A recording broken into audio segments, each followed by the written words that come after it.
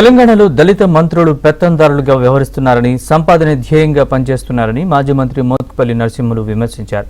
Deputy CM Bhatti Vikramarka KCR బంగ్లాలో ఉంటూ కాంట్రాక్టర్ల నుంచి కమిషన్ వస్తే తప్ప బయటికి రావట్లేదని ఆరోపించారు. మరో మంత్రి వివేక్ కూడా ఇలాగే చేస్తున్నారని ఆరోపణలు కురిపించారు. కాంగ్రెస్ ప్రభుత్వంలో మాదిగలకు తీరని అన్యాయం జరుగుతోందని, ముఖ్యమంత్రి మాదిగల మీటింగ్ పెడతామంటే వెంకటస్వామి కుటుంబం అడ్డుకుంటోందని విమర్శించారు.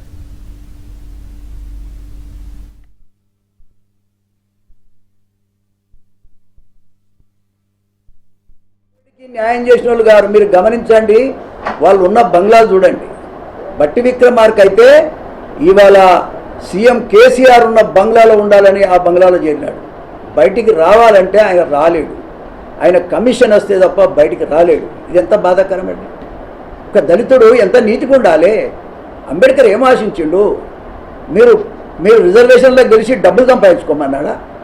రిజర్వేషన్లో గెలిచి ముఖ్యంగా కమిషన్లు తీసుకోమన్నారు. కమిషన్ ఏజెంట్గా మారిండు భట్టి విక్రమార్క. దీన్ని నేను తీవ్రంగా ఖండిస్తాను. ఒక దళితుడిగా న్యాయము, ధర్మము, పేద ప్రజానికి దగ్గరలో ఉండాలైన జనాన్ని కలుస్తున్నాడండి. ఆయన ఎవరికైనా అందుబాటులో ఉన్నాడా? డబ్బులు ఇస్తే తప్ప, కాంట్రాక్టర్లు అంతా డబ్బులు ఇస్తే తప్ప వాళ్ళ బిల్లులు ఇవ్వటం లేదు. సర్పంచ్లకు వాళ్ళకి రావాల్సిన డబ్బులు రిలీజ్ చేయడం లేదు. పైసలు ఇస్తేనే రిలీజ్ చేస్తున్నాడు.